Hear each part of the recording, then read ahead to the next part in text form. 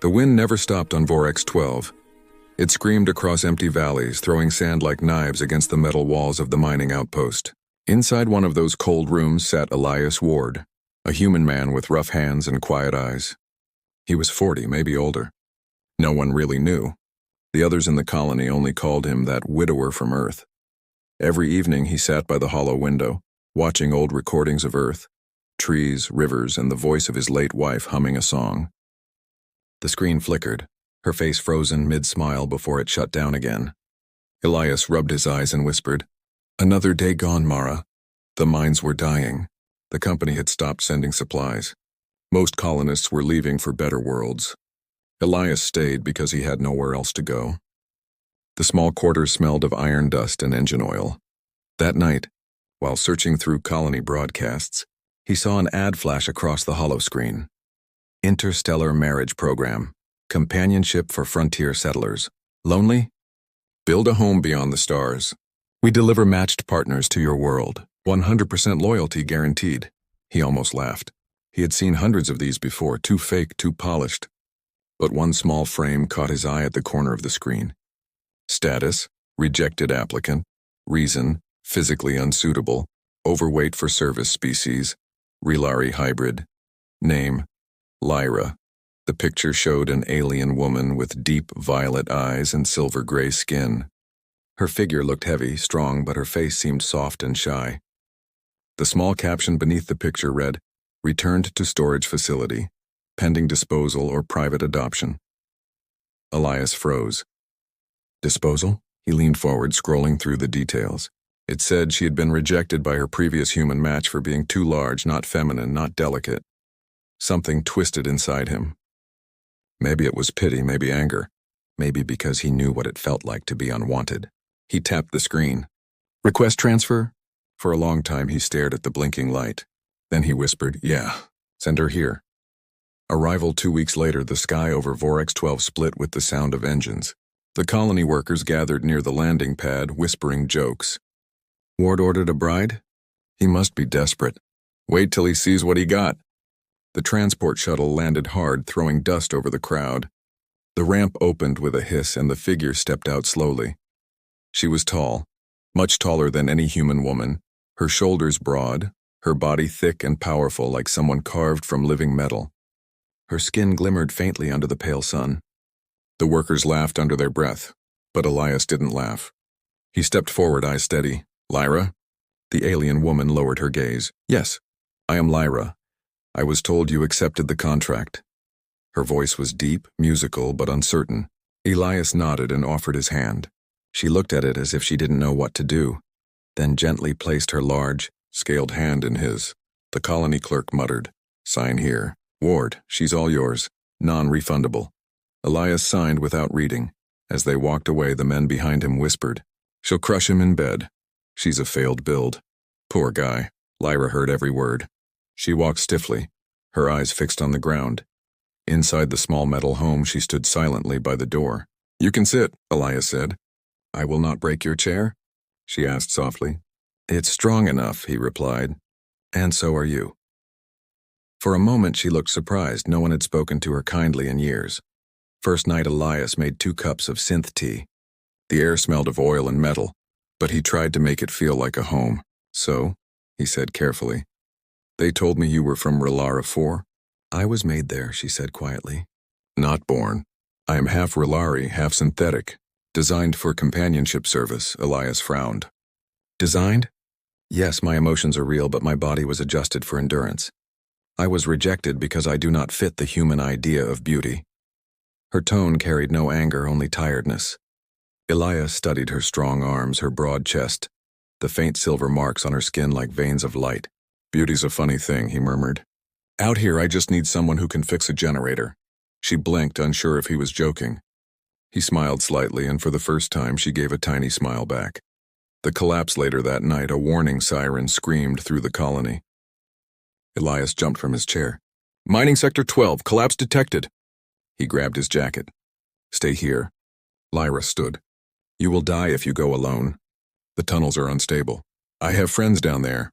He shouted and ran outside. The air was full of dust and heat. The ground shook like thunder. He reached the mine entrance and crawled through a side shaft, coughing.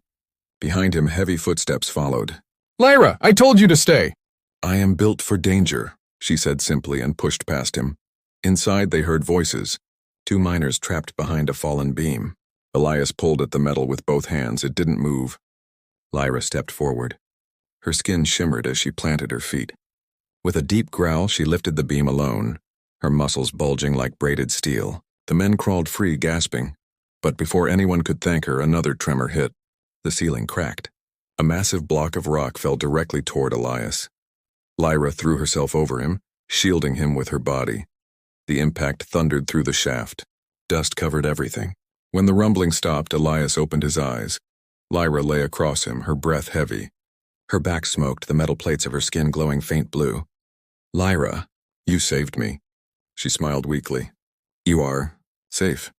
He noticed a long cut on her arm. Instead of blood, a thin stream of silver fluid trickled out, glimmering under the light. "What? What is that?" he whispered. She turned away. "Coolant. Do not worry. But that's not Rilari biology." Lyra stayed silent. The other miners stared, whispering. One muttered, "She's a machine." Elias snapped, "She's alive."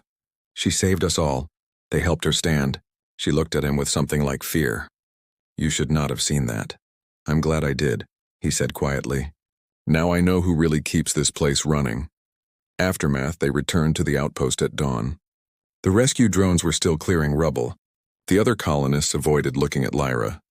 Her damaged arm hung heavy, leaking slow streams of silver. Elias sat her down on a metal bench and began repairing the joint using his old tools. "You should not touch me," she whispered. "Why not?" "My former owner said my parts were not worth fixing." "Well," Elias said, tightening a bolt. "Your former owner sounds like a fool." Lyra stared at him, confused by kindness. When he finished, she flexed her fingers. The metal purred smoothly again. "You have good hands," she said softly. "Old mechanic's hands," he replied. "They fix broken things." Her eyes shimmered. "Then maybe you can fix me." Elias looked up. "You're not broken, Lyra." The silence after that felt warm, almost human. The secret hint. That night, while Elias slept, Lyra sat by the window, staring at the twin moons. Her reflection showed the faint lines running under her skin, energy channels, not veins. She touched the scar on her arm where the silver fluid had leaked. In her memory, a voice echoed, "Unit LYR4, property of Baron Hadron. Error code 241, disobedient behavior. Prepare for disposal." She closed her eyes, whispering, "He will find me." In the dark, a small red light blinked under her wrist. It was a tracking beacon, one she thought was disabled. Far away on another world, a signal flashed, "Location found. The Baron never forgives." Morning, Elias woke to the sound of the wind again. Lyra was already working outside, repairing the broken solar panel. He stepped out, rubbing his eyes. "You don't have to do all this," he said. "I want to help," she answered. "If I stay still, I think too much." He smiled. "Then keep thinking while we build. This place could use your strength." As the day went on, the colony kids watched from afar. One little girl ran up shyly and handed Lyra a flower made of wire. "For you, Lady Giant." Lyra knelt down, taking it gently. "Thank you." Her smile glowed like sunrise. Elias saw it too and felt something stir inside him. A sense of life returning after years of silence. Maybe this planet wasn't so empty anymore. But somewhere in orbit, a shadow moved, a probe scanning the colony surface, locking on to a single energy signature glowing faint blue. End of Part 1 Suspense. As the evening fell, Elias and Lyra sat by the window again. He looked at her arm and asked, "Lyra, you said you were made. What did you mean by that?" Her violet eyes met his. The light outside flickered across her face. "I was made to serve, Elias," she whispered. "But I failed to obey. That is why they rejected me." He frowned. "Failed? You saved lives today." She smiled sadly. "Yes, and for that they will come." Outside, thunder rolled across the barren plains. A storm or engines. Elias didn't know which. But Lyra did. She turned her face to the window and whispered a single word. "Run."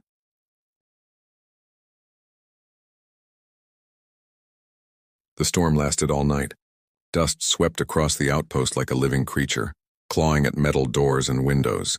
Inside, Elias Ward barely slept. Every time the wind howled, he thought of Lyra's last word, run. He found her sitting in silence near the airlock, staring at the horizon. Her eyes glowed faint blue in the dark. You didn't sleep, he said. I do not need much rest, she answered. Elias frowned. Because of what's inside you. Lyra turned her head slowly. You saw my coolant. You already know I am not only flesh. He sat across from her. Then tell me what you are. Lyra hesitated. If I tell you, you may wish you never called for me. I'll decide that myself. After a long pause, she began. I was created by Baron Hadron. He owns the Biocompanion program. He wanted the perfect partner, obedient, silent, and loyal forever. I was the prototype. Half Relari tissue, half adaptive machine. Her voice trembled. I disobeyed him once. I protected a servant he wanted punished. He called me defective, erased my records, and sent me for disposal. Elias clenched his fists. He treated you like property. That is what I am, she whispered. No, Elias said firmly. Not anymore, Lyra looked up. Something soft passed through her metallic features, a fragile spark of hope. But before she could speak, a faint beeping sound echoed through the room. Elias turned toward the console. Incoming signal. Encrypted? Lyra's face went pale silver. It is him. The message. The screen flickered and a distorted face appeared. Cold eyes, white uniform, and the symbol of a silver serpent on his chest. Unit LYR4, the voice said smoothly. My lost creation, you have been found. Elias stepped in front of the display. She's not your unit. She's a person. The Baron smiled faintly. A minor. You think she loves you? She cannot. She was built to mimic affection. Return her now, and I will not destroy your colony. Lyra whispered. Do not answer him. But Elias did. You can't have her. The screen turned black. Silence followed, heavy and cold. Then the ground shook. Outside, red lights flashed through the dust. They are here, Lyra said. Drones first, soldiers after. Escape Elias grabbed his old pulse rifle and a small oxygen pack. We have to go underground, he said. Old tunnels near Sector 3. Lyra nodded, her hands trembling slightly. They ran through the night. The colony sirens wailed behind them as flying drones swept low, scanning for heat signatures. Blue beams cut through the storm. Lyra shielded Elias with her broad body, her skin shimmering like polished steel. When a drone spotted them, she threw a broken metal pipe like a spear. It sliced through the machine, exploding at midair. Elias stared in shock. You weren't lying about strength. She smiled faintly. I was made for battle, but never wanted to fight. They reached the tunnels, dark and cold. The smell of dust and fuel filled the air. Elias turned on his headlamp and led the way through narrow shafts once used for mining ore. Hours passed in silence, broken only by their footsteps and the distant echo of searching machines. Finally, Elias stopped to rest. We'll stay here till sunrise. Lyra sat beside him. The dim light caught the scars along her arms, symbols etched deep, numbers and codes. Elias traced one gently. What do these mean? They are ownership marks, she said quietly. Every time I was repaired, they added a new one. He looked at her face. You're not anyone's property now. Her lips curved into a sad smile. You speak as if words can change what I am. They can, he said, because I believe them. For a long moment, they just sat there side by side in the dark. The hunt at dawn, the tunnel lights flickered. A new sound came, a deep metallic hum like wings. Lyra stood suddenly. They are close. How many? Elias asked. Too many, he lifted his rifle. Then we make them work for it. She shook her head. You cannot fight them all, but I can buy us time. Elias grabbed her arm. No, we stay together. Her eyes glowed brighter. Elias, listen to me. I was made to be used, not to live. But you gave me a reason to exist. Let me return that gift. Before he could stop her, she stepped into the open tunnel. The drones appeared first, sleek black machines firing blue plasma bolts. Lyra moved like lightning, her skin flashed silver, deflecting shots, her fists breaking metal into pieces. But for every drone she crushed, two more arrived. Elias shouted, Lyra! Back here! A plasma bolt hit the wall near him, burning his arm. He fell coughing in smoke, then he saw her change. The soft weight under her skin began to shift. Plates unfolded, forming armor around her limbs. Her body expanded, glowing lines spreading across her chest. The drones hesitated. One scanned her and beeped rapidly. Alert, prototype weapon activation. Lyra looked at her trembling hands. So this is what he hid inside me.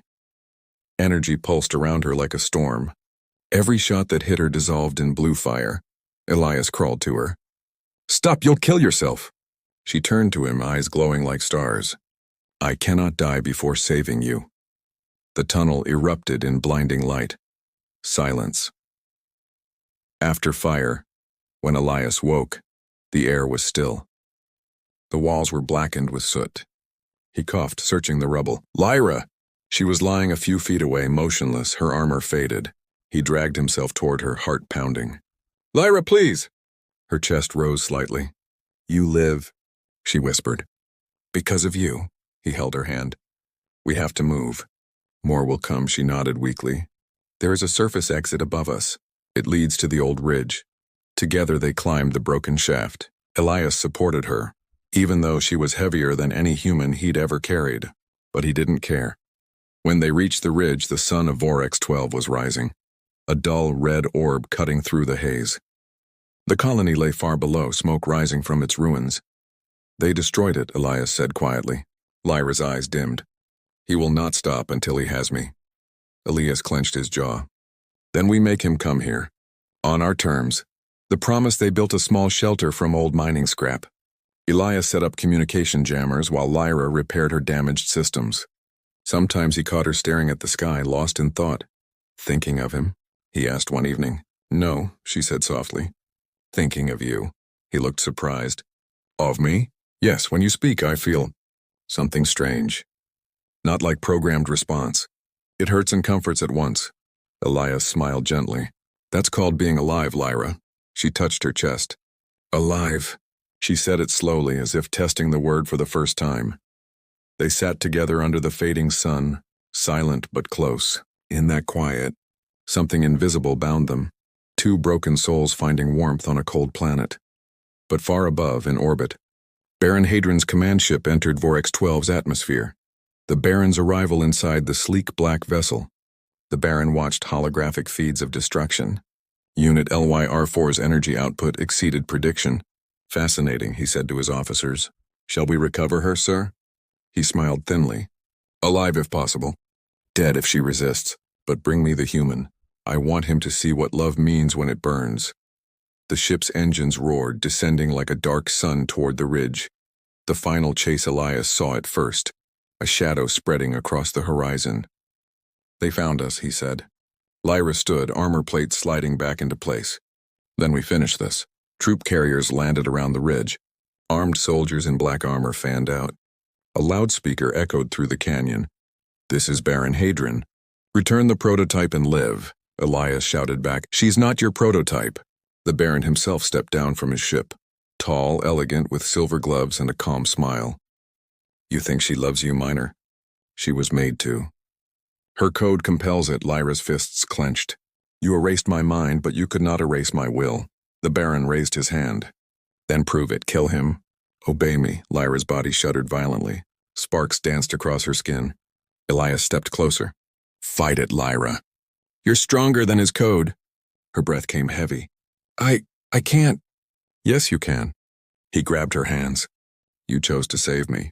Choose again. Her eyes flashed between blue and red. The Baron laughed. She will obey, she always does. Then Lyra screamed, a sound that shook the ground. Blue fire burst from her chest, shattering the control signal. She turned to the Baron, voice like thunder. Not anymore. End of Part 2. Suspense energy surged around her, the ridge glowing under the pulse of light. Elias shielded his eyes as the sky turned bright.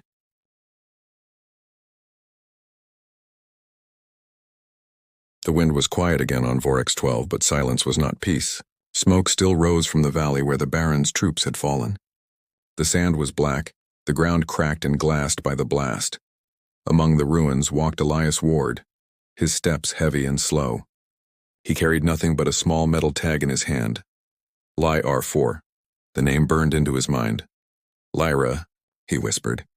You promised me you'd come back. For 3 days, he searched the wasteland. He found wrecked drones, twisted armor, melted weapons, but no body. At night, he sat near the burned ridge, staring at the stars. Sometimes he swore he saw a faint blue spark floating in the dark, like a soul refusing to die. On the 4th morning, the ground trembled. He thought it was just another quake until he heard a soft mechanical hum. From behind a dune, a shape appeared, limping and covered in ash. Elias ran. Lyra! She looked different. Her silver skin cracked, her armor gone, her violet eyes dull. But it was her. Alive. Barely. He caught her before she fell. You're alive, she smiled weakly. You said you would find me. He held her close, feeling the faint pulse under her skin. We need to fix you. I'll take you home. She shook her head. Home is gone, but we can build another. A new beginning. Elias repaired a small outpost deep in the desert, one of the old mining shelters forgotten by the company. He worked day and night, welding panels, cleaning filters, and bringing back broken machines to life. Lyra helped when she could, though her systems were damaged. Sometimes she'd fall silent for hours, her gaze lost somewhere far away. When Elias asked what she was thinking, she always said the same thing. I feel him searching. Elias frowned. The Baron? He's dead, Lyra. You destroyed his ship. She shook her head slowly. The Baron is not a man, Elias. He is a system. His mind is copied in every command core. He never forgives. Elias clenched his jaw. Then let him come. We'll be ready this time. Echoes of war weeks passed. Life returned quietly. They grew food in small hydropods. Lyra fixed the solar collectors, her strength returning bit by bit. Elias began to laugh again, something he hadn't done in years. One evening, as the red sun dipped behind the mountains, Lyra watched him repair a power cable. You risk everything for me, she said softly. He looked up. You risked everything for me first, she stepped closer. Why? Why do you care for something that was built, not born? Elias smiled gently. Because what you do, what you feel, it's real. Doesn't matter where you came from. You chose to be good. That makes you human enough for me. For the first time, Lyra's eyes glowed warm instead of cold. Then I will be human, if that is what you wish. He shook his head. No, be you. They stood there in the fading light. 2 silhouettes against the burning sky. Human and hybrid, both survivors of loss. Both learning to live again. But above them, high in orbit, a dark vessel awoke.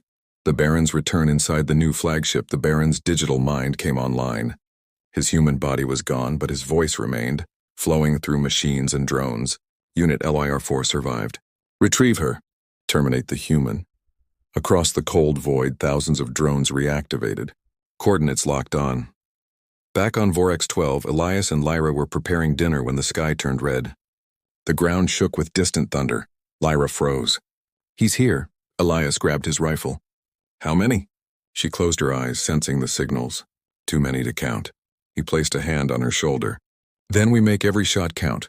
The last stand, they fortified the outpost, metal barriers, traps, EMP mines. Lyra connected her damaged core to the defense grid, channeling power directly from her own body. You'll burn out, Elias warned. I was made to serve, she said softly. Now I serve something worth it. As the night fell, the drones arrived, swarms of black metal covering the sky. Their lights glowed like red stars. The first wave descended, firing plasma bolts into the sand. Elias fired back, the rifle kicking against his shoulder. Lyra moved beside him, energy shields flaring with each hit. Her voice was calm. Left side 5 meters. He turned and shot, hitting the drone clean through its core. But for every one they destroyed, 10 more came. Then a giant machine landed, a walking fortress with the Baron's symbol burning on its chest. A hologram flickered above it, showing the Baron's cold face. You disappoint me, Unit LYR-4. You could have been perfect. Lyra's armor shimmered, her voice steady. Perfection is death. I choose life. Then you choose destruction. The machine fired a massive energy beam. Lyra jumped in front of Elias, blocking it with her shield. The blast threw them both back, tearing the outpost in half. Elias coughed, smoke filling his lungs. Lyra, I'm here, she groaned, her armor cracked, glowing from within. The core awakens. Elias helped her stand. We can't win this fight. Lyra looked at him, pain in her eyes. No. But we can end it. She walked toward the machine, each step leaving blue light behind. The Baron's voice echoed, mocking. You think you can stop a god? Lyra smiled faintly. I'm not stopping you, Baron. I'm freeing myself. Her chest opened slightly, revealing a glowing sphere, the core reactor the Baron had hidden inside her. Elias realized what she planned. No, Lyra, you'll die. She looked back at him. I was never alive until you saw me. Then she leapt. Her body struck the machine's chest. The explosion was silent at first, just light. Then came the shockwave. The sky turned white. Every drone in orbit collapsed. The Baron's signal vanished. When the dust settled, there was nothing left but twisted metal and blue embers glowing softly in the sand. Aftermath. Elias woke hours later. His ears rang, his body bruised. The world was quiet again, completely quiet. The drones were gone. The ship had vanished.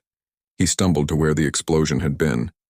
There, in the center of a black crater, he found a single fragment of Lyra's armor, still warm, still pulsing faint blue.